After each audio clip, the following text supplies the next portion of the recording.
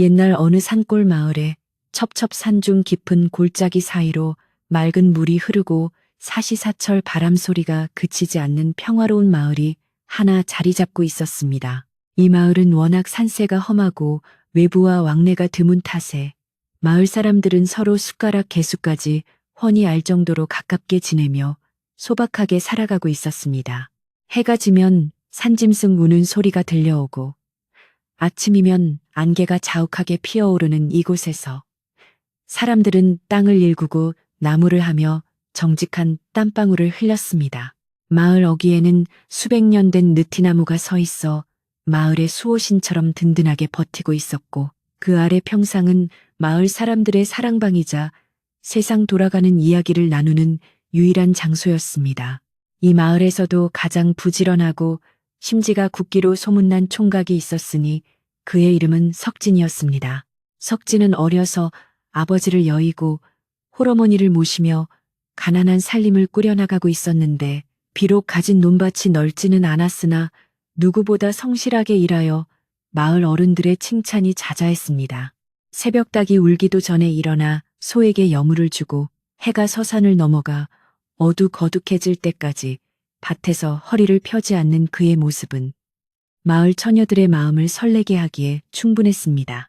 그러나 집안 형편이 넉넉지 않은 데다 병약한 노모를 모셔야 한다는 부담 때문인지 혼기가 꽉 차도록 마땅한 혼처가 나타나지 않아 어머니의 근심은 날로 깊어만 갔습니다. 석진의 어머니는 아침마다 정화수를 떠놓고 장독대에 빌고 또 빌었습니다.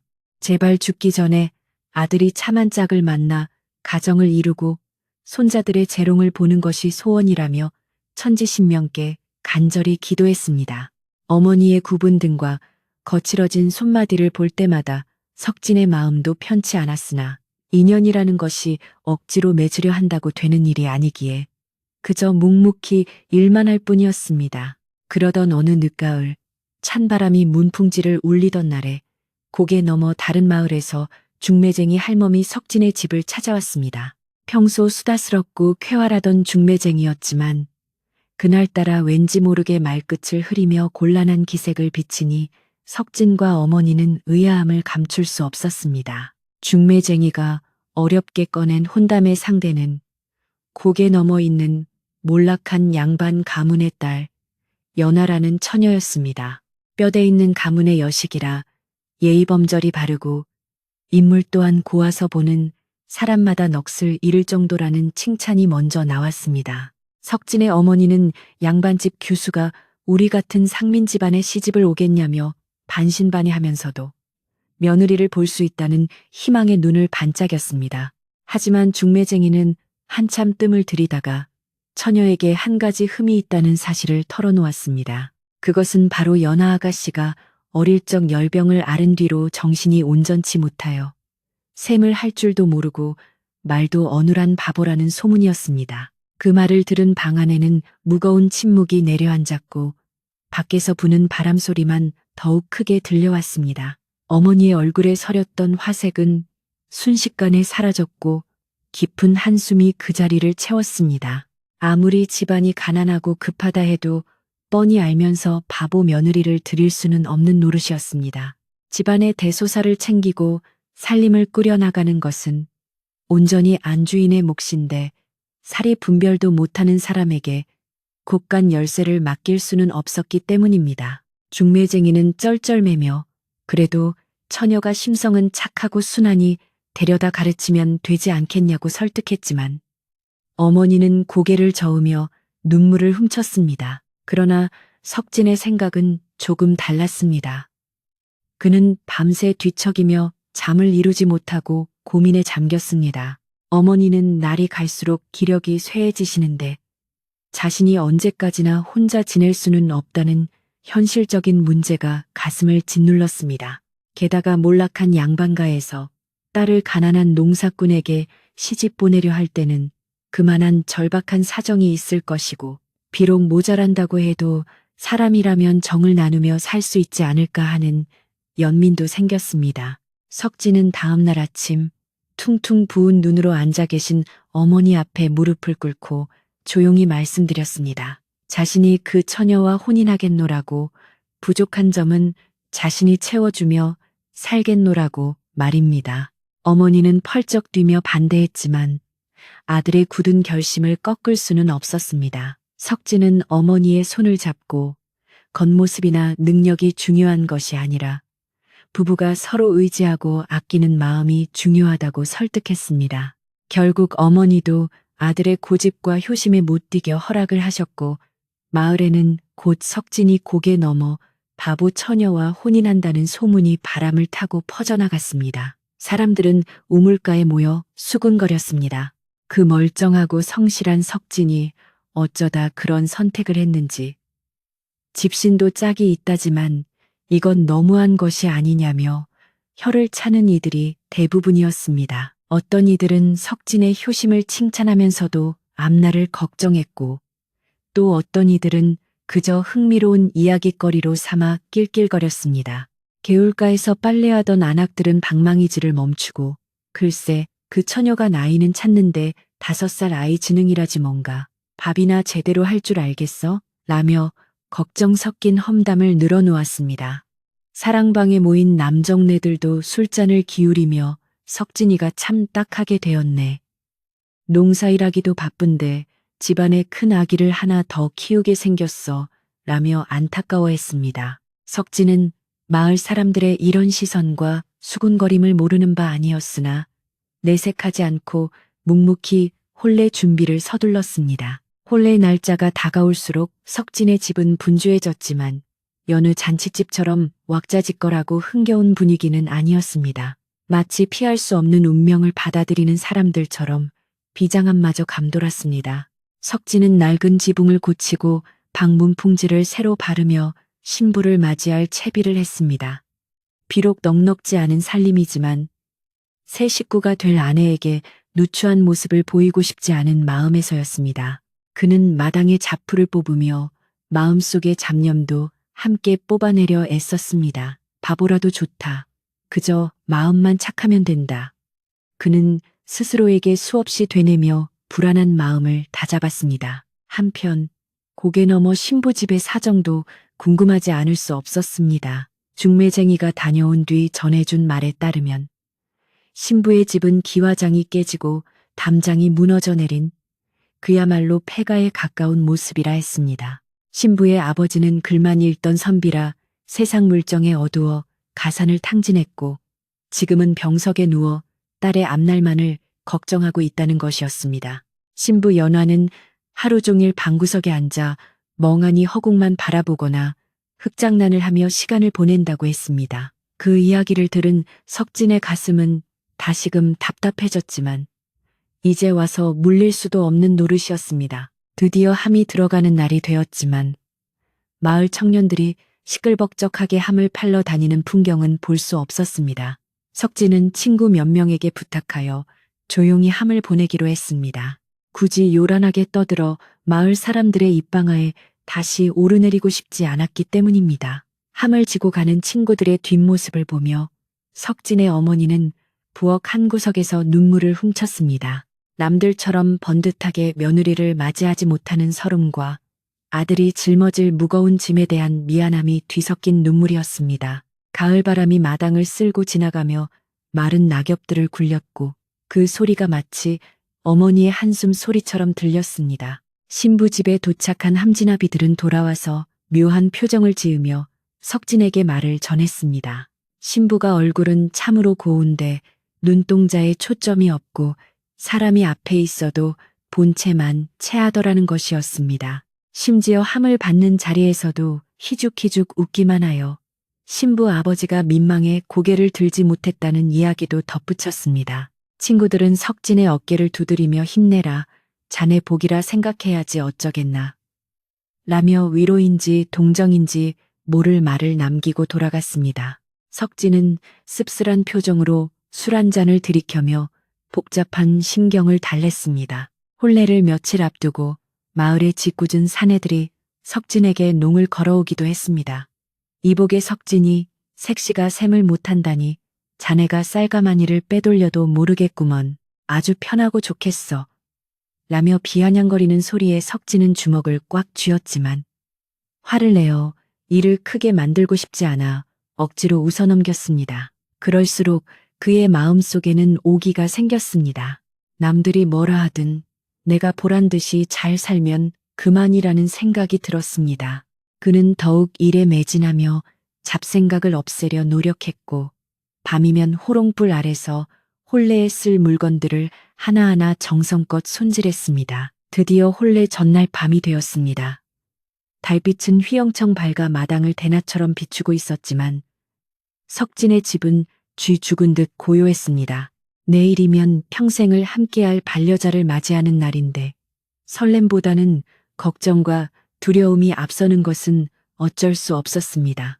석진은 잠이 오지 않아 마루에 걸터 앉아 밤하늘을 올려다보았습니다. 저 달은 내일 밤에도 똑같이 떠오를 텐데 자신의 인생은 내일부터 완전히 달라질 것이라는 생각에 기분이 묘했습니다.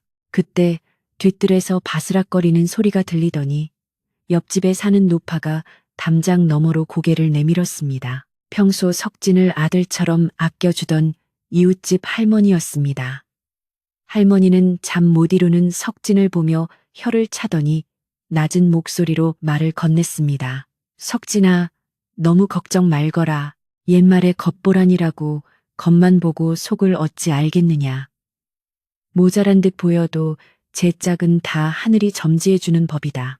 네가 진심으로 대하면 돌덩이에서도 꽃이 피는 법이니라. 할머니의 투박하지만 따뜻한 위로에 석진은 코끝이 찡해졌습니다. 그는 할머니에게 감사의 인사를 올리고 방으로 들어왔지만 여전히 가슴 한구석에 자리 잡은 불안감은 쉽게 사라지지 않았습니다. 다음 날 아침 마을 어귀에서 닭 울음소리가 힘차게 울려 퍼지며 혼례날이 밝았습니다. 하늘은 구름 한 점 없이 맑고 푸르러 마치 석진의 앞날을 축복해주는 듯했습니다. 하지만 석진이 입은 사모관대는 무거운 갑옷처럼 느껴졌고 가슴은 쿵쿵 뛰었습니다. 마당에는 일찍부터 마을 사람들이 모여들어 멍석을 깔고 차이를 치느라 분주했습니다. 국수를 삶는 구수한 냄새와 전 부치는 기름 냄새가 진동을 했지만 석진의 입맛은 모래알을 씹는 듯 까칠했습니다. 그는 거울 속에 비친 자신의 얼굴을 들여다보며 굳게 다짐했습니다. 어떤 일이 있어도 내가 지켜야 한다. 신랑 행렬이 신부집을 향해 출발했습니다. 말을 탄 석진의 모습은 늠름해 보였지만 고삐를 잡은 손에는 땀이 흥건했습니다. 풍물패가 앞장서서 꽹과리와 징을 울리며 흥을 돋웠으나 석진의 귀에는 그 소리가 멀게만 느껴졌습니다. 고개를 넘고 개울을 건너는 동안 길가에 나온 구경꾼들이 손가락질하며 수군대는 모습이 눈에 들어왔습니다. 저 총각이 그 바보 신랑인가 봐. 아이고, 인물도 아까워라.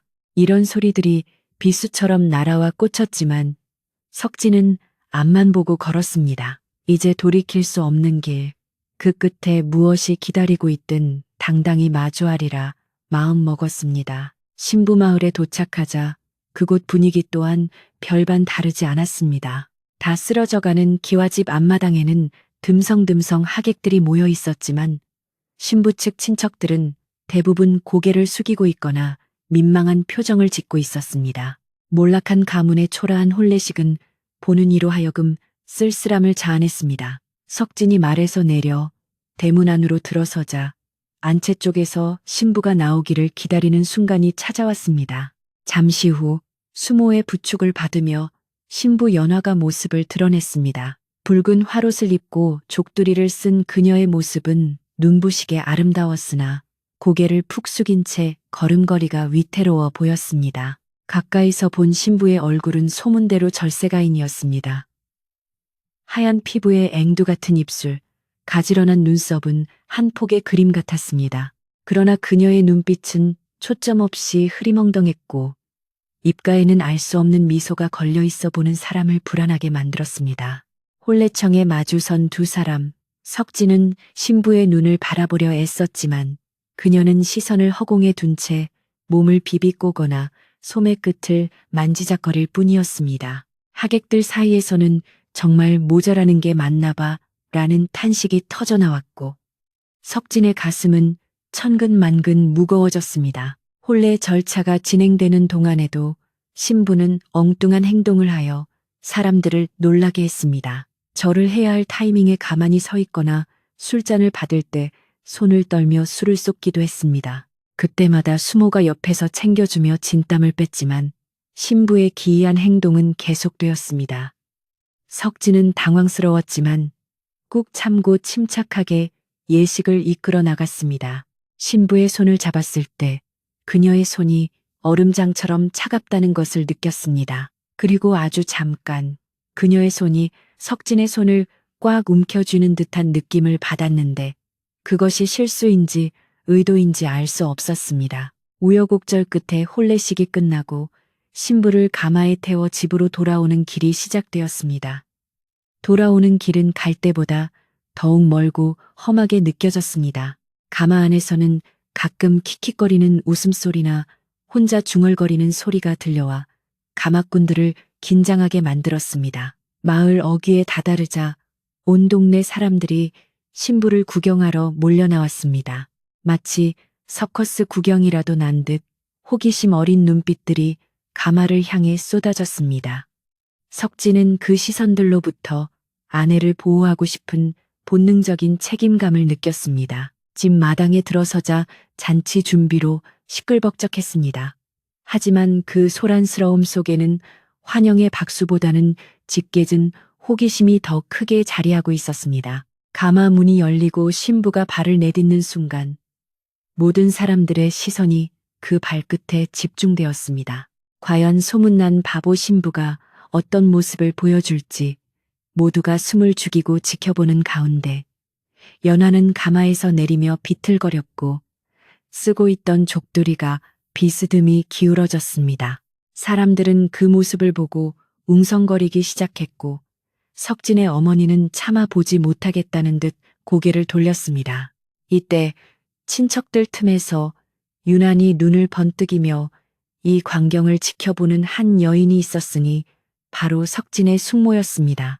그녀는 평소에도 욕심이 많고 남의 말하기를 좋아하는 성격으로 석진의 집에 숟가락 하나라도 더 얹으려 호시탐탐 기회를 엿보던 사람이었습니다. 숙모는 비틀거리는 신부를 보며 입가에 비릿한 미소를 지었습니다. 옳지. 저런 멍청이가 들어왔으니 이제 이 집 살림은 내 손바닥 안에 있겠구나. 하는 검은 속내가 그녀의 눈빛에 스쳐 지나갔습니다.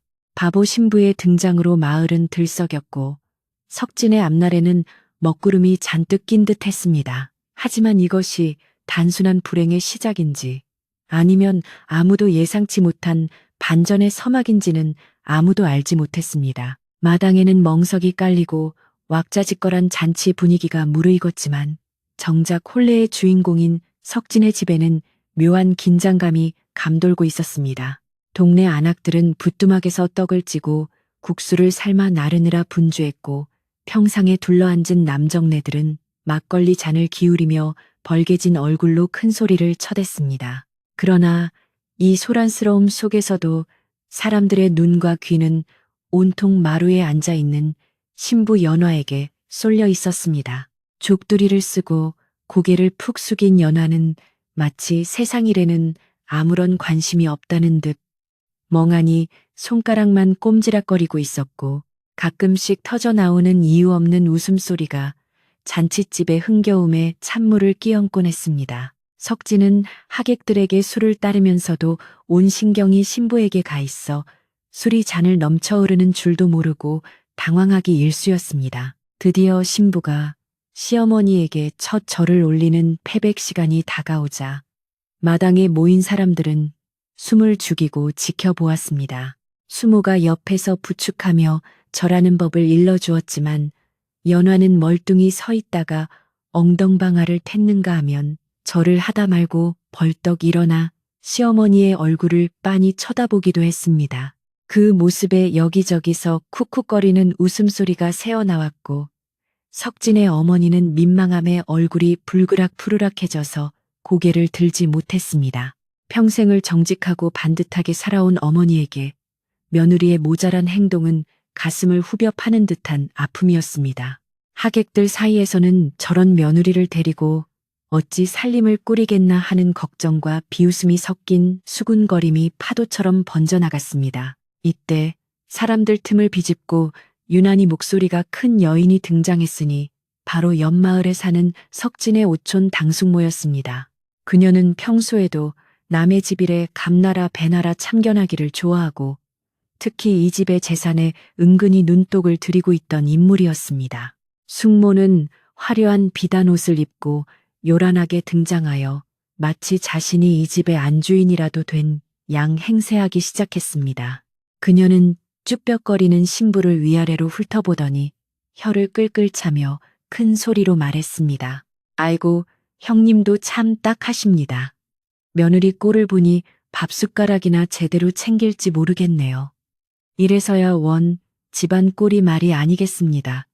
그려 그녀의 목소리는 일부러 들으라는 듯 쩌렁쩌렁하게 울려 퍼졌습니다. 숙모는 짐짓 걱정하는 척하며 신부에게 다가가 손수건으로 입가에 묻은 침을 닦아주었는데 그 손길이 어찌나 거칠고 매몰찬지 연화의 고개가 뒤로 젖혀질 정도였습니다. 그러나 연화는 아픈 기색도 없이 그저 희죽 웃기만 하여 보는 이들을 더욱 안타깝게 만들었습니다. 숙모는 그런 연화를 보며 의기양양한 표정으로 석진의 어머니에게 말을 이었습니다. 형님, 이 아이가 돈셈이나 할 줄 알겠습니까? 곳간 열쇠를 이런 맹추한테 맡겼다가는 쥐도 새도 모르게 다 퍼줄 게 뻔합니다. 차라리 제가 당분간 살림을 봐드릴 테니 곳간 열쇠랑 장부 따위는 저한테 맡기시지요. 그것은 노골적으로 집안의 경제권을 가로채겠다는 검은 속내를 드러낸 말이었습니다. 석진은 숙모의 무례한 언사에 화가 치밀어 올랐지만 잔칫날 큰 소리를 낼 수 없어 억지로 화를 눌렀습니다. 그는 정중하게 숙모님 걱정해 주시는 마음은 감사하지만 저희 집 일은 저희가 알아서 하겠습니다. 라고 말하며 가로막았습니다. 하지만 숙모는 코웃음을 치며 석진을 어린아이 취급했습니다. 네가 뭘 안다고 나서니? 너도 농사 짓느라 바쁜데 언제 안살림까지 챙길래? 바보 마누라 뒷바라지 하다가 등골 빠질라. 내가 다 너희를 위해서 하는 말이니 고깝게 듣지 마라. 숙모는 막무가내로 부엌으로 들어가 솥뚜껑을 열어보고 찬장을 뒤지며 주인 행세를 하기 시작했습니다. 마을 사람들은 숙모의 뻔뻔한 행동에 눈살을 찌푸리면서도 워낙 기가 센 여자라 누구 하나 나서서 말리는 사람이 없었습니다. 게다가 신부가 정말로 모자라 보이니 숙모의 말이 아주 틀린 것도 아니라는 분위기마저 형성되었습니다. 잔치상은 풍성했지만 석진과 어머니의 마음은 숯검정처럼 타들어갔습니다. 국수 그릇을 받아든 연화는 젓가락질이 서툴러 국물을 옷에 뚝뚝 흘렸고 옆에서 보다 못한 수모가 떠먹여 주어야 했습니다. 그 모습을 지켜보던 숙모는 크럭크럭 다 큰 어른이 밥도 혼자 못 먹으니 이건 며느리가 아니라 상전이 들어왔네 라며 비아냥거림을 멈추지 않았습니다. 해가 중천에 떠오르고 술기운이 오른 하객들 중 몇몇 집집은 사내들은 신부에게 집집은 장난을 걸기도 했습니다. 새색시 시집 오니 좋소? 신랑 얼굴이 잘생겨서 밥 안 먹어도 배부르겠어? 라며 농을 던지자 연화는 그들을 멍하니 바라보다가 갑자기 손에 쥐고 있던 떡을 던지며 까르르 웃었습니다. 떡은 사내의 얼굴에 정통으로 맞았고 좌중은 순식간에 웃음바다가 되었습니다. 사내는 무안한 듯 얼굴을 닦으며 허 웃었지만 석진은 쥐구멍이라도 들어가고 싶은 심정이었습니다. 아내의 돌발 행동이 언제 어디서 터질지 몰라 조마조마한 마음으로 하루가 1년처럼 느껴졌습니다. 한편 부엌 한 구석에서 묵묵히 설거지를 하던 옆집 할머니가 있었습니다. 마을 사람들은 그녀를 칠성내라고 불렀는데 칠성내는 젊은 시절 큰 부잣집에서 안살림을 도맡아 했던 경험이 있어 눈썰미가 보통이 아니었습니다. 그녀는 소란스러운 와중에도 신부 연화의 행동 하나하나를 유심히 관찰하고 있었습니다. 남들 눈에는 그저 모자란 바보로 보였지만 칠성내의 노련한 눈에는 무언가 석연치 않은 점들이 포착되었습니다. 아까 숙모가 거칠게 입을 닦아줄 때 신부의 눈매가 순간적으로 매섭게 변했다가 다시 풀어지는 것을 보았고, 떡을 던질 때도 손목의 스냅이 예사롭지 않게 정확하다는 것을 느꼈기 때문입니다. 칠성내는 설거지하던 손을 멈추고 곰곰이 생각에 잠겼습니다. 저 눈빛은 맹한 사람의 눈이 아니야. 맑으면서도 깊이가 있어 혹시 무슨 곡절이 있는 게 아닐까? 그녀는 수십 년간 수많은 사람을 겪어보며 터득한 직감으로 연하가 겉모습과는 다른 무언가를 감추고 있다는 것을 눈치챘습니다. 하지만 지금 당장 나서서 말을 꺼내기에는 분위기가 너무 험악했고, 섣불리 입을 열었다가는 오히려 이를 그르칠 수도 있다는 생각에 일단 지켜보기로 했습니다. 다만 마음고생이 심해 보이는 석진에게만은 살짝 귀띔을 해주어야겠다고 마음먹었습니다. 오후가 되어 그림자가 길어지자 하객들은 하나둘씩 자리를 뜨기 시작했습니다. 하지만 숙모는 갈 생각을 하지 않고 안방 아랫목을 차지하고 앉아 떠나는 하객들에게 인사를 받으며 주인 노릇을 계속했습니다. 그녀는 석진의 어머니에게 형님, 오늘 들어온 부조금은 어디 두셨소? 제가 정리해 드릴 테니 이리 내놓으시오. 라며 노골적으로 돈주머니를 요구했습니다. 어머니는 떨리는 손으로 옷고름을 쥐며 동서, 이건 나중에 내가 천천히 하겠네. 라고 거절했지만 숙모의 목소리는 점점 더 높아졌습니다. 아니, 형님은 눈도 침침하신 분이 그걸 언제 다 세려고 그러십니까? 좋은 게 좋은 거라고 제가 도와드린다니까요. 마당에서 뒷정리를 하던 석진은 안방에서 들려오는 큰 소리에 한숨을 내쉬었습니다. 오늘은 참아야 한다. 오늘은 좋은 날이다. 라고 수없이 되뇌었지만 속에서 불덩이가 치미는 것은 어쩔 수 없었습니다. 그는 잠시 머리를 식히기 위해 뒤뜰 우물가로 갔습니다. 찬물로 세수를 하고 고개를 들었을 때 칠성내 할머니가 조용히 다가와 그의 젖은 손에 마른 수건을 쥐어주었습니다. 할머니의 주름진 얼굴에는 연민과 함께 알 수 없는 확신이 서려 있었습니다. 그녀는 주변을 한번 휘둘러 보더니 석진의 귀에 대고 아주 작지만 또렷한 목소리로 속삭였습니다. 석진아, 내 색시를 너무 부끄러워하거나 걱정하지 말거라. 내가 오며 가며 보니 눈동자가 맑기가 새벽 이슬 같더라. 바보는 눈에 총기가 없는 법인데 내 색시는 가만히 있을 때 눈빛이 살아있어. 사람들은 겉만 보고 떠들지만 껍데기 속에 진주가 들어있는지는 까봐야 아는 법이다. 오늘 밤 네가 진심으로 대하면 혹시 아느냐, 숨겨진 보물을 보게 될지. 절대 숙모 말에 휘둘리지 말고 네 중심을 딱 잡아야 한다. 칠성내 할머니의 말은 짧았지만 혼란스러웠던 석진의 마음에 묵직한 돌 하나를 얹어주어 흔들림을 잡아주었습니다. 석진은 칠성내 할머니의 말을 곱씹으며 다시 안채를 바라보았습니다. 마루 끝에 걸터 앉아 있는 연화는 여전히 허공을 응시하며 다리를 흔들고 있었고, 그 옆에서 숙모는 쉴 새 없이 잔소리를 퍼붓고 있었습니다. 그런데 자세히 보니 숙모가 윽박지를 때마다 연화의 손가락이 미세하게 움직이며 치마 자락을 꾹 누르는 듯한 모습이 보였습니다. 그것은 마치 치밀어 오르는 감정을 억누르는 듯한, 혹은 어떤 신호를 보내는 듯한 절제된 동작처럼 느껴졌습니다. 석진은 고개를 갸웃거렸습니다. 과연 할머니 말씀대로 저 안에 다른 모습이 숨겨져 있는 걸까? 그는 기대와 의심이 뒤섞인 눈으로 아내를 다시 보게 되었습니다. 해는 서산으로 뉘엿뉘엿 넘어가고 마을은 붉은 노을에 물들기 시작했습니다. 잔치의 흥겨움은 잦아들고 대신 밤에 적막이 찾아오고 있었지만 석진의 집만은 여전히 숙모의 목소리로 시끄러웠습니다. 숙모는 이제 대놓고 며느리의 혼수품을 뒤적이며 어머, 이건 꽤 쓸만하네. 우리 집에 가져가서 좀 써도 되겠다. 얘라며 비단 이불이며 쇳그릇을 탐내고 있었습니다. 연화는 그저 멀뚱히 보고만 있을 뿐 제 물건을 뺏기는데도 아무런 저항을 하지 않았습니다. 이를 본 어머니가 말리려 했지만 숙모는 바보가 이걸 덮고 자면 뭐합니까? 때나 묻히지.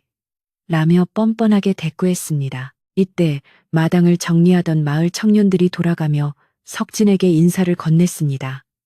석진 형, 오늘 고생 많았소. 첫날 밤 잘 치르시오. 그들의 인사말에는 묘한 뉘앙스가 섞여 있었지만 석진은 애써 웃으며 그들을 배웅했습니다. 이제 집에는 가족들과 숙모, 그리고 몇몇 도와주는 안악들만 남게 되었습니다. 어둠이 짙어질수록 숙모의 탐욕스러운 행동은 더욱 거침없어졌고 집안 분위기는 점점 험악해져 갔습니다. 석진은 더 이상 두고 볼 수 없다는 생각에 숙모에게 다가가 단호하게 말하려 했으나 그 순간 연화가 자리에서 벌떡 일어났습니다. 연화는 비틀거리며 부엌 쪽으로 걸어가더니 물동이를 건드려 엎지를 뻔했습니다. 숙모는 아이고, 저 칠칠 맞은 것 좀 봐. 하며 질색을 하고 소리쳤습니다. 하지만 그 소란스러운 틈을 타 연화의 발끝이 바닥에 떨어진 무언가를 툭 차서 마루 밑 깊숙한 곳으로 밀어 넣는 것을 본 사람은 아무도 없었습니다. 그것은 낮에 숙모가 몰래 챙기려다 흘리는 비녀였는지도 아니면 다른 무엇이었는지도 모를 일이었습니다. 연화는 다시 해에 웃으며 제자리로 돌아와 앉았고 숙모는 혀를 차며 다시 자기 입속 챙기기에 바빴습니다. 밤바람이 차가워지자 문풍지가 파르르 떨었습니다.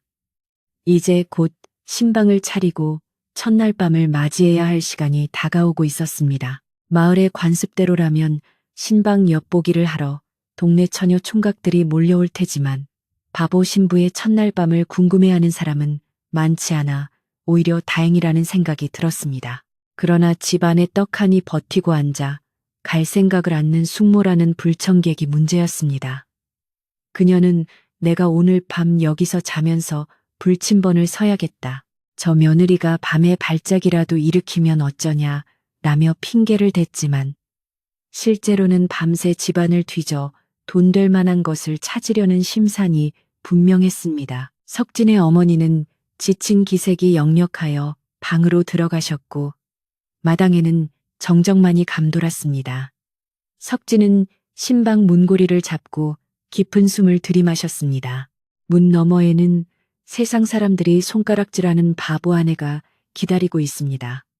하지만 칠성네 할머니의 말이 귓가에 맴돌았습니다. 겉만 보지 마라. 그는 마음을 굳게 먹고 문을 열었습니다. 방 안에는 촛불 하나가 은은하게 타오르고 있었고 연화는 얌전하게 앉아 고개를 숙이고 있었습니다. 그림자에 가려진 그녀의 표정은 읽을 수 없었지만 낮 동안의 그 산만하던 모습과는 사뭇 다른 고요한 기운이 느껴졌습니다.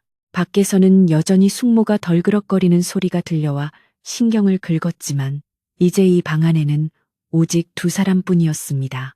밤이 깊어 삼경이 지나자 마을은 깊은 잠에 빠져들었고 온종일 시끌벅적했던 잔칫집 마당에도 무거운 정적만이 내려앉았습니다. 가끔씩 뒷산에서 부엉이 우는 소리가 처량하게 들려올 뿐 사방은 쥐 죽은 듯 고요했습니다. 그러나 안채 건넌방에 자리를 잡은 숙모만은 잠들지 못하고 눈을 번뜩이며 헬리를 튼 뱀처럼 기회를 엿보고 있었습니다. 그녀는 모두가 잠든 틈을 타 집안을 샅샅이 뒤져 돈이 될 만한 것을 챙기려는 검은 속내를 품고 있었기에 얇은 이불을 덮고 누워서도 귀를 쫑긋 세우고 바깥 동태를 살폈습니다. 문풍지를 통해 들어오는 찬바람이 방 안에 온기를 식혀갔지만 숙모의 탐욕스러운 열기는 식을 줄 몰랐습니다. 신방에서는 석진과 연화가 마주 앉아 있었지만 두 사람 사이에는 숨막히는 침묵만이 흘렀습니다.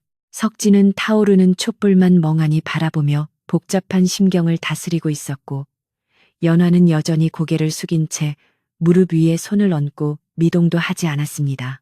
석진은 아내에게 무슨 말이라도 건네야겠다고 생각했지만 입이 떨어지지 않았습니다. 바보라고 소문난 아내에게 어떤 말을 해야 알아들을지 혹여나 엉뚱한 대답이 돌아오면 어떻게 받아쳐야 할지 막막하기만 했습니다. 그는 그저 마른 침만 삼키며 애꿎은 촛농이 흘러내리는 모습만 지켜볼 뿐이었습니다. 그 시각 건넌방 문이 소리 없이 열리고 그림자 하나가 마루로 미끄러져 나왔습니다. 예상대로 숙모였습니다. 그녀는 발소리를 죽이려 까치발을 하고 살금살금 대청마루를 가로질러 안방 쪽으로 향했습니다. 안방에는 혼례 때 들어온 부조금과 귀한 폐물들이 보관되어 있다는 것을 그녀는 동물적인 감각으로 알고 있었습니다. 마루 널빤지가 삐걱거리는 소리를 낼 때마다 숙모는 흠칫 놀라 멈춰섰지만 이내 아무도 깨지 않았음을 확인하고는 안도의 한숨을 내쉬며 다시 발걸음을 옮겼습니다. 달빛이 구름에 가려 마당은 어둑어둑했고 그녀의 움직임은 어둠 속에 묻혀 은밀하게 이루어졌습니다. 숙모는 안방 문고리를 잡기 전에 잠시 부엌 쪽으로 방향을 틀었습니다. 혹시 모를 인기척을 확인하고 덤으로 챙길 만한 그 그릇이나 식재료가 있는지 살피기 위함이었습니다. 부엌에 들어선 그녀는 찬장을 조심스레 열어 꿀단지와 귀한 참기름 병을 찾아내고는 회심의 미소를 지었습니다. 이 멍청한 것들이 이런 귀한 걸 제대로 간수나 하겠어? 내가 가져가서 잘 써주는 게 낫지. 그녀는 자기 합리화를 하며 참기름 병을 치마폭 깊숙이 숨겼습니다. 그녀의 손놀림은 한두 번 해본 솜씨가 아닌 듯 빠르고 정확했습니다. 그때 신방문이 벌컥 열리더니 연화가 비틀거리며 마루로 나왔습니다. 갑작스러운 소리에 놀란 숙모는 부엌 문 뒤로 황급히 몸을 숨겼습니다. 연화는 잠이 덜 깬 듯 흐느적거리며 마당에 있는 뒷간 쪽으로 향하는 듯 했습니다. 그녀는 신발을 짝짝이로 신고 뒤뚱거리며 걷다가 마당 한가운데서 멈춰 섰습니다. 그러고는 밤하늘을 올려다보며 희죽희죽 웃기 시작했습니다. 숨어서 이 광경을 지켜보던 숙모는 에이구 저 화상 밤중에 나와서 귀신 신나라 까먹는 소리를 하고 있네 라며 혀를 찼습니다. 하지만 한편으로는 바보가 나왔으니 들킬 염려는 없겠다 싶어 안도했습니다. 연화는 한참 동안 허공에 대고 손짓을 하더니 다시 비틀거리며 부엌 쪽으로 다가왔습니다. 숙모는 가슴이 철렁 내려앉았습니다. 하필이면 자신이 숨어 있는 곳으로 오다니 재수가 없어도 단단히 없다고 생각했습니다. 숙모는 숨소리를 죽이고 몸을 더 깊숙이 웅크렸습니다. 연화는 부엌 문턱에 걸터 앉아 알 수 없는 노래를 흥얼거렸습니다. 그 노랫소리는 음정도 박자도 맞지 않는 기괴한 소리였지만 묘하게 처량한 느낌을 주었습니다. 방 안에 있던 석진도 그 소리를 듣고 깜짝 놀라 방문을 열고 내다보았습니다. 석진이 부인 밤바람이 찬데 거기서 무엇 하시오? 라고 묻자 연화는 석진을 보며 해맑게 웃었습니다. 달님이 춤을 춰요 서방님. 그녀의 엉뚱한 대답에 석진은 난감한 표정을 지으며 신발을 신으려 했습니다. 바로 그때 부엌 문 뒤에 숨어있던 숙모가 다리에 쥐가 났는지 참지 못하고 부스럭거리는 소리를 냈습니다. 그 소리는 고요한 밤 공기를 타고 선명하게 퍼져나갔습니다. 석진은 누구십니까 하고 날카롭게 물으며 부엌 쪽으로 다가갔습니다. 당황한 숙모는 어쩔 줄 몰라 하며 식은땀을 흘렸습니다. 이 위기의 순간 연화가 갑자기 자리에서 벌떡 일어나더니 춤을 추듯 빙글빙글 돌기 시작했습니다. 그녀의 넓은 치마폭이 펄럭이며 바람을 일으켰고 그녀는 중심을 잃은 척하며 부엌 문 쪽으로 몸을 날렸습니다. 어지러워 라는 외마디 비명과 함께 연화는 부엌 문 뒤에 숨어있던 숙모 위로 그대로 엎어졌습니다. 악 하는 숙모의 비명과 함께 두 여인이 뒤엉켜 넘어졌고 숙모의 치마폭에 숨겨두었던 참기름병과 꿀단지가 마당으로 굴러나와 와장창 깨져버렸습니다. 고소한 참기름 냄새가 순식간에 마당을 진동했습니다. 석진은 너무나 놀라 입을 다물지 못하고 그 광경을 바라보았습니다. 바닥에 나뒹구는 참기름병과 꿀단지 그리고 얼굴이 사색이 되어 넘어진 숙모의 모습은 누가 봐도 도둑질을 하려다 들킨 꼴이었습니다. 숙모는 깨진 병 조각에 찔릴까봐 허우적대면서도 창피함에 얼굴을 들지 못했습니다. 연화는 숙모의 몸 위에 엎어진 채로 아이코, 아파라, 돌부리가 왜 여기 있어? 라며 짐짓 아무것도 모르는 척 능청을 떨었습니다. 하지만 넘어진 자세를 수습하며 일어나는 연화의 동작은 어딘가 모르게 날렵하고 계산된 듯해 보였습니다. 소란을 듣고 안방에서 주무시던 어머니까지 잠옷 차림으로 뛰쳐나왔습니다. 이게 무슨 난리냐? 밤중에 웬 냄새가 이리 진동을 해? 어머니는 깨진 참기름 병과 꿀단지를 보고 아연실색했습니다. 그 귀한 것들이 산산조각이 난 것을 보고 가슴을 쳤지만 상황을 파악하고는 숙모를 쳐다보는 눈빛이 차갑게 변했습니다. 숙모는 황급히 옷매무새를 다듬으며 변명을 늘어놓았습니다. 아이고 형님, 그게 아니라 고양이가 부엌에 들었길래 쫓으려다 그만. 이 며느리가 갑자기 달려드는 바람에 말도 안 되는 변명이었지만 그녀는 끝까지 자신의 탐욕을 감추려 했습니다. 석진은 숙모의 뻔뻔함에 분노가 치밀었지만 어머니가 계신 자리라 꾹 참았습니다. 그는 묵묵히 깨진 병조각을 치우기 시작했습니다.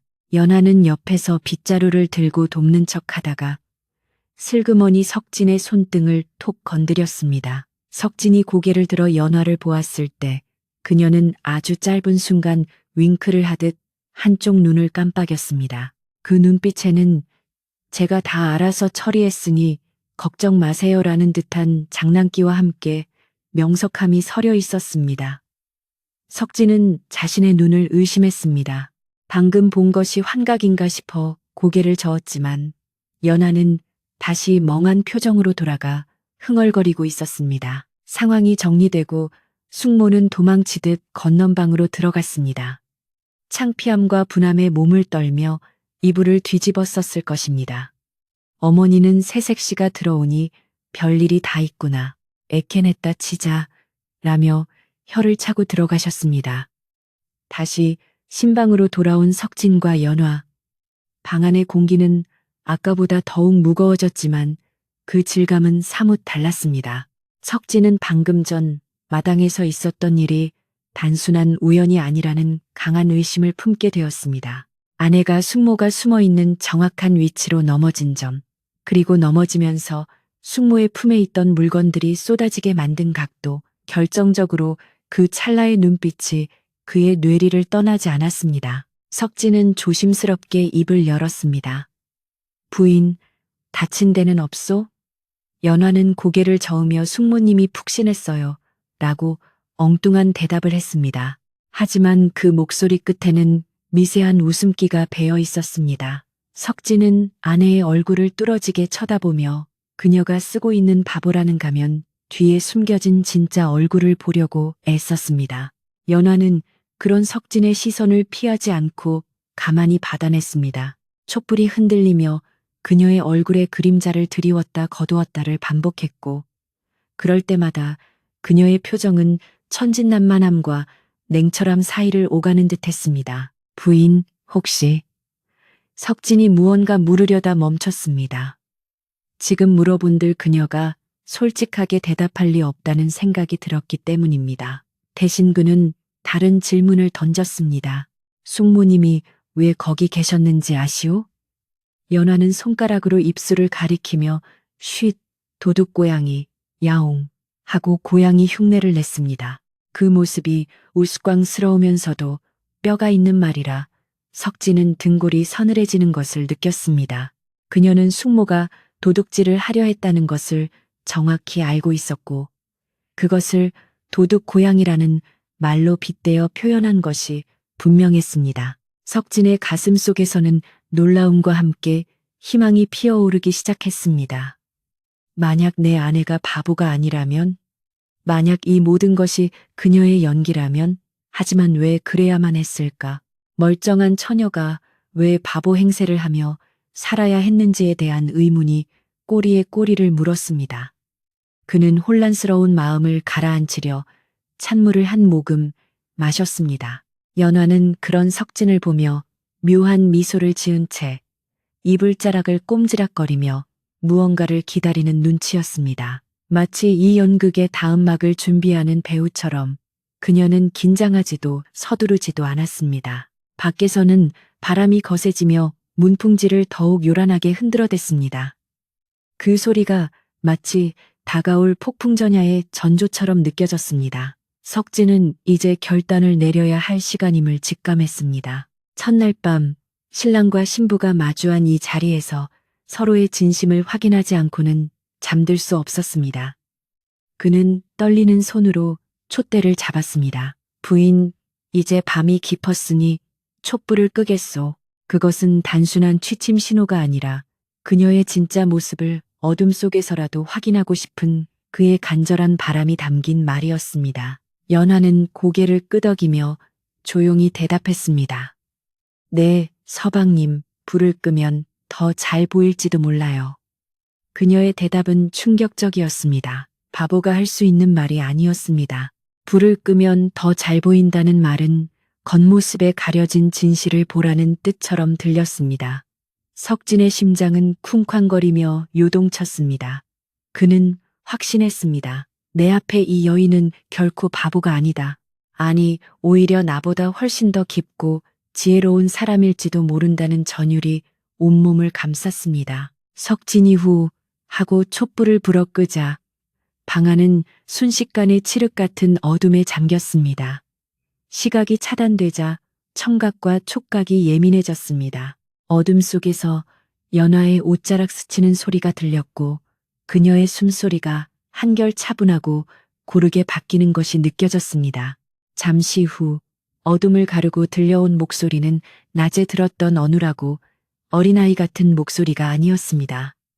낮고 차분하며 기품이 서려 있는 여인의 목소리였습니다. 서방님, 많이 놀라셨지요? 이제야 제 본 모습으로 인사를 올립니다. 그 목소리는 너무나 또렷하고 지적이라 석진은 자신의 귀를 의심하며 마른 침을 삼켰습니다. 어둠 속이라 그녀의 얼굴은 보이지 않았지만 목소리만으로도 그녀가 완전히 다른 사람으로 변했다는 것을 알 수 있었습니다. 부인, 그게 정말 당신 목소리요? 석진이 더듬거리며 묻자 연하는 짧게 한숨을 내쉬며 이야기를 시작했습니다. 낮에는 보는 눈이 많아 어쩔 수 없었습니다. 제 이야기를 들어주시겠습니까? 그녀의 말 속에는 그동안 억눌러왔던 세월의 무게와 이제는 믿을 수 있는 사람을 만났다는 안도감이 섞여 있었습니다. 석진은 엉겁결에 말씀해 보시오 라고 대답하고 자세를 고쳐 앉았습니다. 어둠 속에서 두 사람은 서로의 존재를 더욱 강렬하게 느끼고 있었습니다. 연화는 자신이 왜 바보 가면을 쓰게 되었는지 그 기구한 사연을 털어놓기 시작했습니다. 그것은 단순히 개인의 불행이 아니라 탐과 놀이의 횡포와 가문의 몰락, 그리고 자신을 지키기 위한 처절한 생존 전략이 얽힌 이야기였습니다. 석진은 숨을 죽이고 그녀의 이야기에 귀를 기울였습니다. 이야기가 진행될수록 그의 머릿속에 있던 바보 신부의 이미지는 산산이 부서지고 그 자리에 강인하고 지혜로운 여장부의 모습이 들어차기 시작했습니다. 저희 아버지는 비록 가난한 선비였으나 올곧은 분이셨습니다. 그러나 고을 원님의 사촌이 저를 첩으로 들이려 흑심을 품었고 아버지가 거절하자 억울한 누명을 씌워 가산을 몰수했습니다. 연하의 목소리는 담담했지만 그 속에 담긴 분노와 슬픔은 석진의 가슴을 울렸습니다. 저는 그들의 마술을 피하기 위해 열병을 앓고 난 뒤 바보가 된 척 연기를 시작했습니다. 미치광이 흉내를 내고 흙을 주워 먹으며 저를 지켰습니다. 그렇게 하지 않으면 저는 그 짐승 같은 자들의 놀이개가 되었을 테니까요. 석진은 저도 모르게 주먹을 꽉 쥐었습니다. 한 여인이 감당하기에는 너무나 가혹한 운명이었습니다. 그녀가 흙바닥을 구르며 사람들의 손가락질을 받을 때 속으로 얼마나 많은 피눈물을 흘렸을지 상상조차 되지 않았습니다. 그럼 왜 하필 저에게? 석진의 물음에 연하는 잠시 침묵하더니 부드러운 목소리로 답했습니다. 소문을 들었습니다. 가난하지만 효심이 깊고 성실한 분이라고요. 겉모습보다는 사람의 됨됨이를 볼 줄 아는 분이라면 제 진심도 언젠가 알아주시리라 믿었습니다. 오늘 낮 숙모님의 무례함에도 화를 참으시는 모습을 보고 확신했습니다.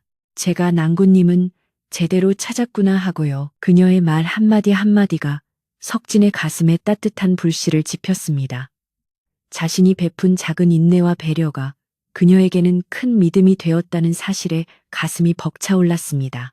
그리고 오늘 밤 숙모님이 곳간을 노리는 것을 보고 더 이상 가만히 있을 수 없었습니다. 비록 아직은 어둠 속에 숨어 있어야 하지만 제 지혜로 서방님과 어머님을 돕고 싶습니다. 연화의 결의에 찬 목소리는 어둠 속에서도 빛을 발하는 듯 했습니다. 칠흑 같은 어둠 속에서 연화의 목소리는 잔잔한 파도처럼 석진의 가슴으로 밀려들어 왔습니다. 그녀는 단순히 자신이 바보가 아니라는 사실을 밝히는 것에 그치지 않고 앞으로 이 집안을 어떻게 일으켜 세울 것인지에 대한 구체적인 계획까지 가지고 있었습니다. 연화는 낮은 목소리로 속삭였습니다. 서방님, 숙모님은 욕심이 많으나 겁 또한 많은 분입니다. 내일 아침 제가 밥상을 차릴 때 그분 앞에서 더 이상 바보 흉내를 내지 않고 본래의 모습으로 딱 한 번만 말씀드리면 제풀에 지쳐 떠나실 겁니다. 다만 어머니께서 놀라시지 않도록 서방님께서 미리 귀띔을 해주셔야 합니다. 석진은 어둠 속에서 고개를 끄덕이며 아내의 치밀함에 감탄을 금치 못했습니다. 그녀는 이미 집안의 숟가락 개수부터 숙모가 탐내는 물건이 무엇인지까지 훤히 꿰뚫고 있었던 것입니다. 밤새 두 사람은 많은 이야기를 나누었습니다. 연화는 친정아버지에게 배운 글과 셈법으로 농사일을 더 효율적으로 하는 방법도 일러주었습니다. 서방님, 뒷산 비탈밭에는 콩을 심는 것이 좋겠습니다. 콩은 땅의 기운을 북돋워 주니 올해 콩을 심고 내년에 다른 작물을 심으면 수확이 배가 될 것입니다. 석진은 농사꾼인 자신보다 더 농사 이치를 잘하는 아내의 지혜에 혀를 내둘렀습니다. 그동안 혼자 짊어지고 있던 삶의 무게가 눈 녹듯 사라지는 기분이었습니다. 새벽 닭이 넷들을 치며 올 때까지 두 사람의 대화는 끊이지 않았고 석진은 난생 처음으로 가슴 벅찬 희망을 품고 쪽잠에 들 수 있었습니다.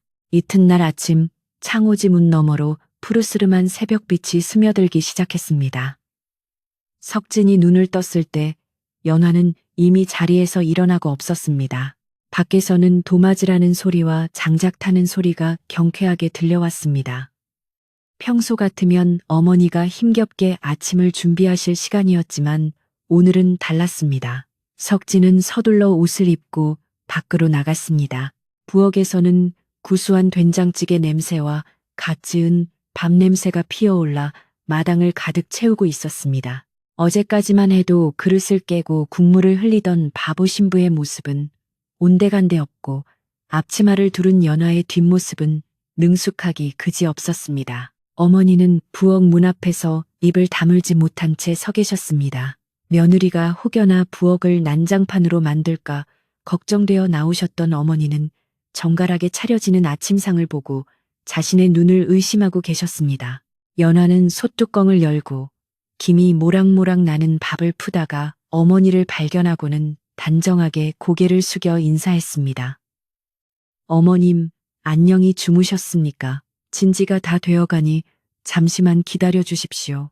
그 목소리는 어제 들었던 어눌한 말투가 아니라 교양 있고 또렷한 음성이었습니다. 어머니는 너무 놀라 뒷걸음질치며 석진을 쳐다보았고 석진은 어머니의 손을 잡고 조용히 미소를 지어 보였습니다. 한편 건넌방에서 자고 있던 숙모는 맛있는 냄새에 이끌려 부스스한 얼굴로 방문을 열었습니다. 그녀는 어제 저녁 넘어진 허리가 쑤신다며 끙끙거렸지만 콧구멍은 연신 벌름거리며 부엌 쪽을 기웃거렸습니다. 아이고 형님, 벌써 아침하셨소? 냄새가 기가 막히네. 근데 그 바보 며느리는 아직도 자고 있소? 숙모는 며느리가 늦잠을 잔다고 트집을 잡으며 기선제압을 할 심산이었습니다.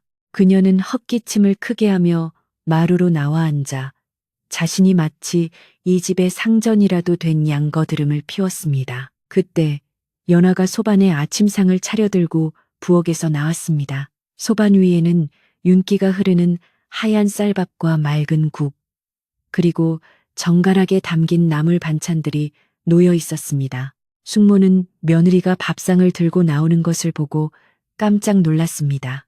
아니, 네가 이걸 다 했냐? 설마 흙이라도 넣은 건 아니겠지?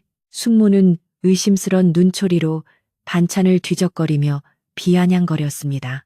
하지만 젓가락으로 나물을 집어 맛을 본 순간 그녀의 눈이 휘둥그레졌습니다. 간이 딱 맞고 감칠맛이 도는 것이 웬만한 종갓집 며느리 솜씨보다 훌륭했기 때문입니다. 숙모는 맛에 놀라면서도 짐짓 트집을 잡으려 애썼습니다. 맛이 좀 짜구나. 밥물도 좀 덜 잡은 것 같고 역시 모자란 애라 어쩔 수 없네. 그녀는 젓가락을 탁 내려놓으며 혀를 찼습니다. 바로 그때였습니다. 밥상머리에 얌전히 앉아있던 연화가 고개를 들고 숙모를 똑바로 쳐다보았습니다. 그 눈빛은 어제의 흐리멍덩한 눈빛이 아니었습니다. 서리발처럼 차갑고 날카로운 눈빛에 숙모는 저도 모르게 움찔하며 뒤로 물러났습니다. 마당에 흐르던 아침 공기가 순식간에 차갑게 얼어붙는 듯 했습니다. 연화는 차분하지만 힘있는 목소리로 입을 열었습니다. 숙모님, 음식 타박은 나중에 하셔도 늦지 않습니다. 그보다 먼저 정산해야 할 것이 있습니다. 숙모는 당황하여 정산이라니? 그게 무슨 소리냐? 하고 말을 더듬었습니다. 연화는 품에서 작은 종이 한 장을 꺼내는 신협을 하며 머릿속에 외우고 있던 내용을 줄줄 읊기 시작했습니다. 지난 설 명절에 빌려가신 쌀 2가마니, 봄에 제사 지낸다고 가져가신 태그릇 한 세트, 그리고 어젯밤 제 치마폭에 흘리고 가신 참기름 병갑까지 합하면 오히려 숙모님께서 저희 집에 갚으셔야 할 돈이 단량은 좋게 넘습니다. 숙모의 얼굴은 사색이 되었습니다. 그녀는 며느리가 셈을 못하는 바보인 줄만 알았는데 자신이 그동안 야금야금 빼돌린 물건들을 정확하게 기억하고 있을 줄은 꿈에도 몰랐기 때문입니다. 게다가 어젯밤 참기름 병 사건까지 들추어내자 그녀는 도둑질을 들킨 아이처럼 안절부절 못했습니다. 석진과 어머니는 옆에서 그 광경을 지켜보며 속으로 쾌재를 불렀습니다. 그동안 숙모의 억지와 욕심에 시달리면서도 친척이라 차마 말 못하고 끙끙 앓았던 체증이 한 번에 내려가는 기분이었습니다. 숙모는 얼굴이 불그락푸르락해져서 소리쳤습니다. 이 인연이 미쳤구나. 귀신이 씌었어. 형님, 이 며느리가 헛소리를 합니다. 무당을 불러야겠어요. 그녀는 자신의 잘못을 덮으려 며느리를 미친 사람으로 몰아가려 했습니다. 하지만 연화는 눈 하나 깜짝하지 않고 쏘아 붙였습니다. 귀신이 씌었다면 셈을 이렇게 정확히 하겠습니까? 숙모님, 저는 바보가 아닙니다. 그동안 집안 사정으로 잠시 몸을 낮추었을 뿐입니다. 이제 제가 이 집의 안사람이 되었으니 더 이상 우리 집안 물건에 손대지 마십시오. 그리고 갚으실 것은 오늘 중으로 돌려주시기 바랍니다. 연화의 당당한 태도에 숙모는 기가 완전히 꺾여버렸습니다. 그녀는 쥐구멍이라도 있으면 숨고 싶은 심정이었습니다. 더 이상 이곳에 있다가는 망신만 당할 것이 뻔했기에 그녀는 슬금슬금 일어나 뒷걸음질 쳤습니다. 네, 내가 오늘은 바쁜 일이 있어서 먼저 가마. 나중에 다시 얘기하자. 숙모는 밥도 다 먹지 못하고 허둥지둥 신발을 신고 대문 밖으로 도망치듯 사라졌습니다. 그녀가 떠나자 마당에는 다시 평화로운 아침 햇살이 비치기 시작했고 닭들은 한가롭게 마당을 거닐었습니다. 숙모가 사라진 뒤 마루에는 잠시 정적이 흘렀습니다. 어머니는 떨리는 손으로 연화의 손을 잡았습니다. 아가, 이게 정말 꿈은 아니지? 네가 정말 멀쩡한 것이냐? 어머니의 눈에는 눈물이 그렁그렁했습니다. 연화는 자리에서 일어나 어머니께 큰 절을 올렸습니다. 어머님, 그동안 속여서 죄송합니다. 못난 며느리를 너그럽게 받아주셔서 감사합니다. 앞으로 제가 어머님과 서방님을 잘 모시고 집안을 일으키겠습니다. 그녀의 진심 어린 고백에 어머니는 며느리를 끌어안고 하염없이 눈물을 흘리셨습니다. 아이고, 조상님이 도우셨구나. 내 복에 이런 며느리가 들어오다니. 석진은 그 모습을 보며 코끝이 찡해졌습니다. 그는 어머니께 지난밤 들었던 연화의 사연을 차근차근 설명해 드렸습니다. 탐관오리의 횡포를 피해 바보 행세를 해야 했던 기구한 사연을 듣고 어머니는 며느리의 등을 토닥이며 더욱 안쓰러워하셨습니다. 그 어린 나이에 얼마나 마음고생이 심했겠느냐. 이제 우리 집에서 다 잊고 편하게 살자꾸나. 어머니의 따뜻한 위로에 연화도 그제야 참았던 눈물을 터뜨렸습니다. 세 사람의 마음이 하나로 이어지는 순간이었습니다. 아침 식사가 다시 시작되었습니다.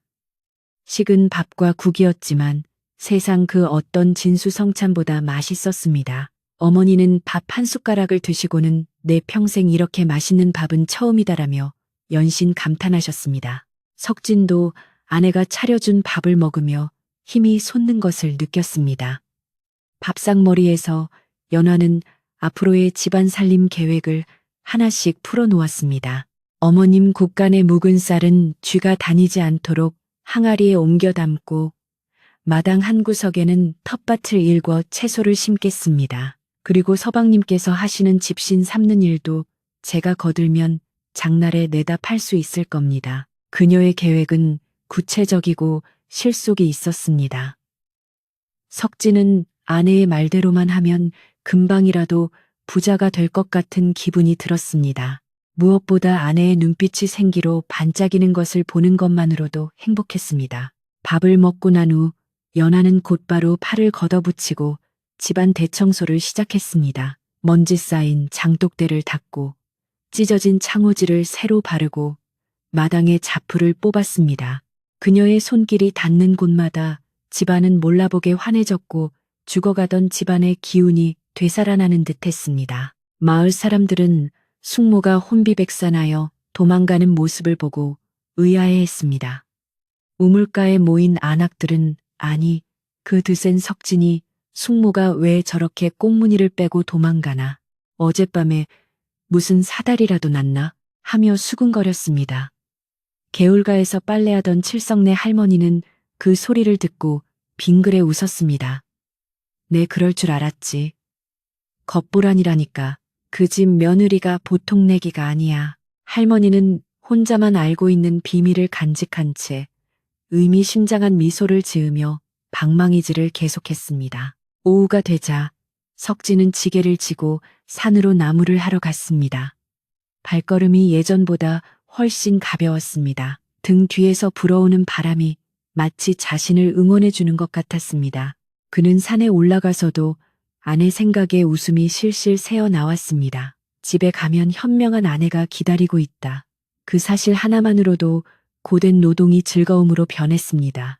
그는 굵은 참나무를 베어 지게에 가득 싣고 내려오면서 아내에게 줄 산머루 따위를 한 줌 땄습니다. 집에 돌아오니 마당에는 빨래가 깨끗하게 널려 있었고 부엌에서는 저녁 연기가 피어오르고 있었습니다. 연하는 마루에 앉아 어머니의 해진 옷을 기워드리고 있었습니다. 그 평온한 풍경은 석진이 오랫동안 꿈꿔왔던 그림이었습니다. 어머니는 아들이 돌아오자 환하게 웃으며 맞이해 주셨습니다. 석진아, 어서 씻고 밥 먹자. 며느리가 맛있는 걸 해놓고 기다리더라. 집안 가득 퍼지는 온기는 단순히 불을 뗐기 때문만은 아니었습니다. 서로를 믿고 의지하는 가족의 사랑이 집안 구석구석을 채우고 있었습니다. 저녁 밥상에는 산채 비빔밥과 구수한 냉이국이 올라왔습니다. 연화는 낮에 집 주변을 돌며 뜯은 나물로 반찬을 만들었다고 했습니다. 재료는 소박했지만 맛은 일품이었습니다. 석진이 밥을 먹으며 부인, 정말 솜씨가 좋소. 임금님 수라상이 부럽지 않소. 라고 칭찬하자 연화는 수줍게 웃으며 서방님께서 맛있게 드시니 제가 더 기쁩니다. 라고 답했습니다.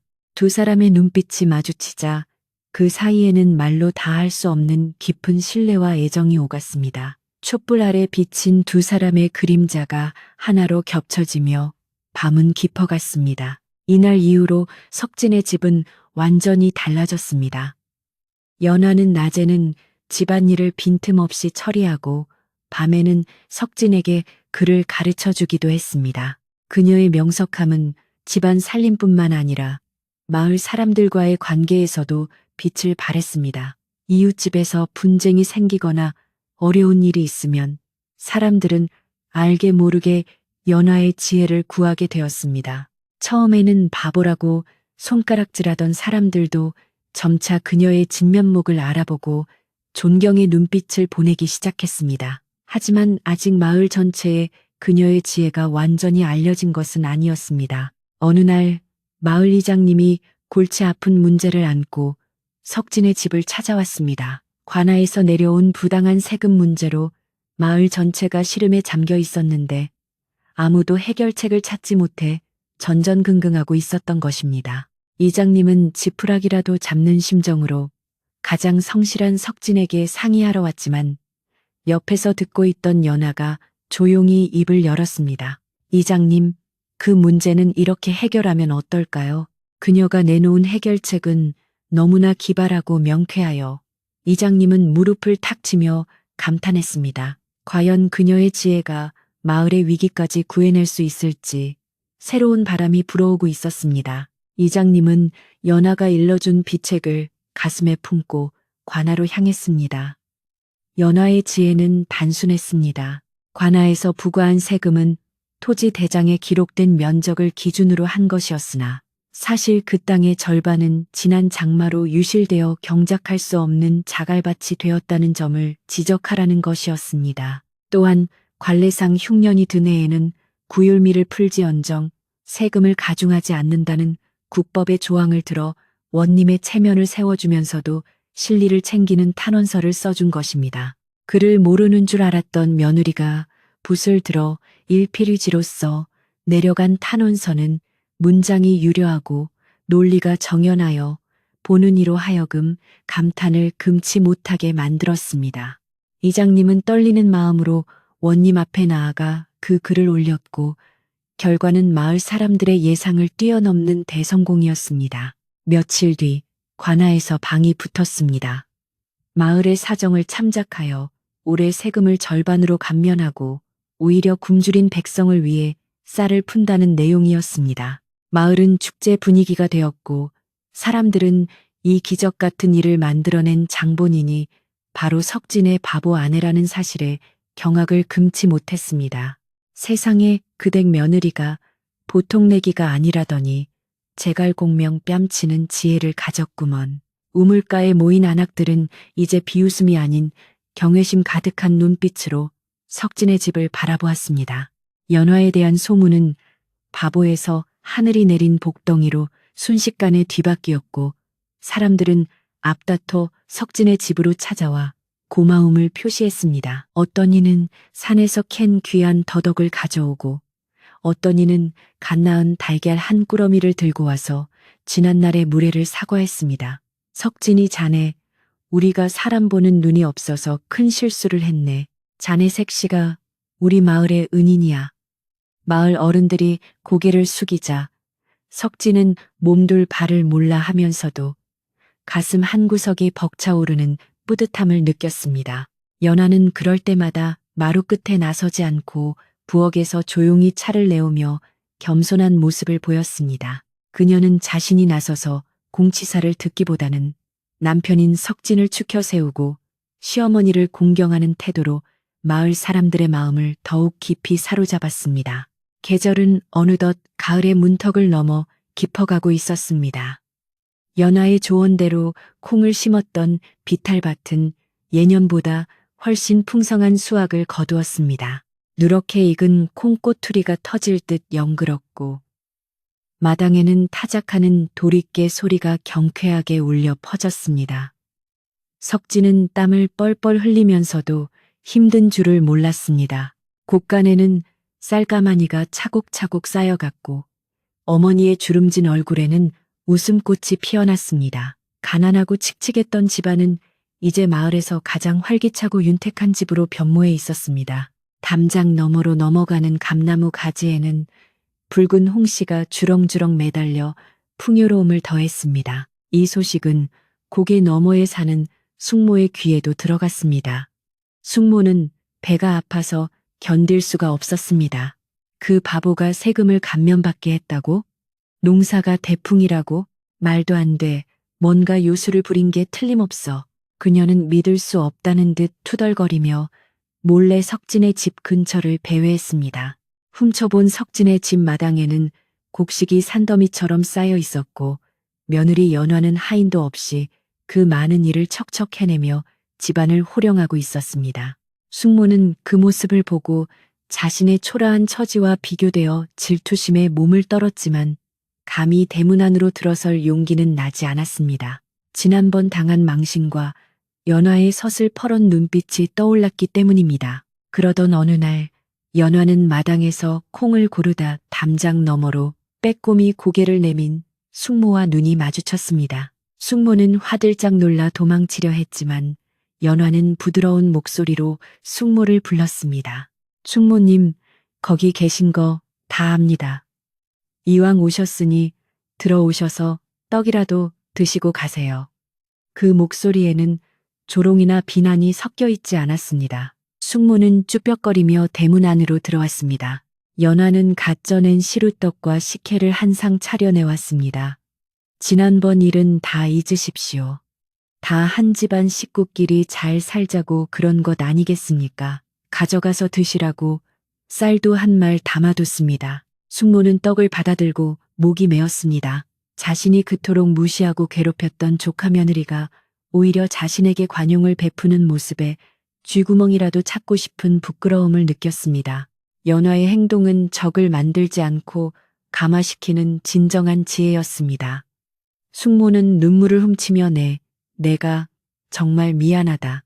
네가 이렇게 훌륭한 사람인 줄 모르고 라며 사과를 남기고 황급히 자리를 떴습니다. 그 뒷모습을 바라보던 어머니는 흐뭇한 표정으로 며느리의 손을 잡았습니다. 내가 참으로 어른스럽구나. 미운 사람에게 떡 하나 더 준다는 옛말을 네가 실천하는구나. 겨울이 찾아오고 한방눈이 온 세상을 하얗게 뒤덮었습니다. 마을은 고요한 잠에 빠져들었지만 석진의 사랑방은 밤늦도록 불이 꺼지지 않았습니다. 석진은 연화에게 글을 배우고 있었습니다. 낮에는 농사일을 하고 밤에는 학문에 정진하는 주경야독의 생활이 시작된 것입니다. 연화는 남편이 알기 쉽게 글자의 이치를 설명해 주었고 석진은 스펀지가 물을 빨아들이듯 빠르게 배워나갔습니다. 서방님, 이 글자는 사람인입니다. 두 사람이 서로 기대어 있는 모습이지요. 부부란 바로 이런 것입니다. 연화의 가르침은 단순한 지식을 넘어 삶의 지혜를 담고 있었습니다. 어느 눈 내리는 깊은 밤, 화로에 고구마를 구워 먹으며 두 사람은 도란도란 이야기를 나누었습니다. 방 안은 온기로 가득했고 문풍지 너머로 들리는 바람 소리조차 자장가처럼 평화롭게 들렸습니다. 석진이 문득 생각난 듯 물었습니다. 부인, 만약 그때 내게 시집 오지 않았다면 어찌 되었겠소? 그 뛰어난 학식과 미모라면 더 좋은 곳으로 갈 수도 있었을 텐데. 그는 진심으로 아내가 아까워하는 마음이 들어 물어본 것이었습니다. 연화는 호롱불 심지를 돋우며 잔잔한 미소를 지었습니다. 좋은 옷을 입고 높은 자리에 앉는다고 행복한 것은 아닙니다. 저는 화려한 새장에 갇힌 새보다 비록 거친 숲이라도 자유롭게 날아다니는 새가 되고 싶었습니다. 그리고 무엇보다 저를 있는 그대로 아껴주는 사람을 만나고 싶었습니다. 서방님은 제가 바보인 줄 알았을 때도 저를 지키려 하셨고 따뜻한 밥을 먹이려 애쓰셨습니다. 그 마음이 비단옷보다 더 귀하고 고대 광실보다 더 따뜻한 안식처입니다. 연화의 대답은 석진의 가슴을 뜨겁게 적셨습니다. 그는 아내의 손을 꼭 잡고 평생 그녀를 눈물 흘리지 않게 하겠노라 다시 한번 다짐했습니다. 세월이 흘러 마을에는 또 다른 전설이 생겨났습니다. 석진의 집은 단순히 부유한 집이 아니라 마을의 크고 작은 문제를 해결해주는 지혜의 집으로 불리게 되었습니다.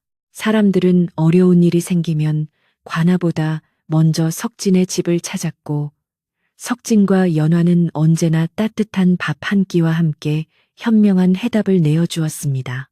아이들은 연화를 선녀 아줌마라고 불렀고 어른들은 산신령이 점지한 부인이라며 칭송했습니다. 석진 또한 더 이상 무식한 농사꾼이 아니라 마을에 존경받는 유지로서 덕망을 쌓아갔습니다. 어느 날 저녁 마을 잔치가 열렸습니다. 풍성한 수확과 마을의 평안을 감사하는 자리였습니다. 모닥불이 타오르고 농악대의 흥겨운 가락이 울려 퍼지는 가운데 석진은 연화와 함께 사람들 틈에 앉아 있었습니다. 마을 사람들이 건네는 술잔에는 정이 넘쳤고 웃음소리는 밤하늘의 별까지 닿을 듯 했습니다. 석진의 어머니는 손주를 품에 안고 덩실덩실 춤을 추셨습니다. 그 행복한 풍경을 바라보며 석진은 생각했습니다. 이 모든 것이 저 작은 여인의 지혜에서 시작되었구나. 바보라고 손가락질 받던 그 여인이 우리 모두를 구원했구나. 잔치가 파하고 집으로 돌아오는 길, 달빛이 유난히 밝았습니다. 석진은 술 기운에 불그레해진 얼굴로 연화에게 어필하고 등을 내밀었습니다. 사람들이 봅니다. 서방님. 연화가 수줍게 거절했지만 석진은 막무가내였습니다. 내 안에 내가 없겠다는데 누가 뭐라 하겠소. 당신 발에 흙 묻히는 것도 아깝소. 결국 연화는 못 이기는 척 남편의 등 뒤에 엎였습니다. 따뜻한 남편의 등과 시원한 밤 공기, 그리고 하늘에 총총히 박힌 별들이 어우러져 더할 나위 없는 행복을 자아냈습니다. 집에 도착하여 어머니가 잠드신 것을 확인하고 두 사람은 마루에 나란히 앉았습니다. 밤벌레 우는 소리가 정겹게 들려왔습니다. 연화가 밤하늘을 올려다보며 나지막이 말했습니다. 서방님, 저 달을 보세요. 때로는 구름에 가려 보이지 않고 때로는 이질어져 초라해 보이지만 본래의 둥글고 밝은 모습은 변함이 없습니다. 사람도 그와 같아서 겉모습이 어떠하든 그 안의 품은 심지는 변하지 않는 법이지요. 우리가 사는 세상도 잠시 어두울 수는 있으나 서로 믿고 의지하면 반드시 저 달처럼 환하게 밝아질 것입니다. 석진은 아내의 어깨를 감싸 안으며 고개를 끄덕였습니다. 그렇소. 당신 덕분에 내 인생에도 보름달이 떴소. 이제는 어떤 구름이 몰려와도 두렵지 않소. 당신과 내가 함께라면 어둠조차 우리를 덮을 수 없을 테니 말이오. 두 사람은 서로를 마주보며 웃었습니다. 그 웃음은 세상의 모든 근심을 녹일 만큼 편안하고 따뜻했습니다. 마당의 그림자가 길어지고 밤은 더욱 깊어졌지만 그들의 집에서 새어나오는 온기는 마을 전체를 감싸 안는 듯 했습니다. 이제 이야기를 맺을 시간입니다. 어리숙해 보였던 신부는 사실 누구보다 지혜로운 여인이었고 그녀를 믿어준 신랑은 평생의 복을 얻었습니다. 겉모습만 보고 판단하지 않는 마음, 그리고 진심은 통한다는 평범한 진리가 이 산골 마을의 밤을 아름답게 수놓았습니다. 오늘 밤 여러분의 꿈속에도 연화의 지혜로운 목소리와 석진의 따뜻한 마음이 깃들기를 바랍니다. 달빛이 창가에 머무는 이 평화로운 밤, 두 사람의 행복한 웃음소리를 자장가 삼아 편안히 눈을 감으십시오. 내일은 또 내일의 밝은 해가 떠오를 것입니다. 걱정은 잠시 내려놓고 깊고 포근한 잠의 세계로 들어가세요. 잘 자요. 그리고 좋은 꿈 꾸세요.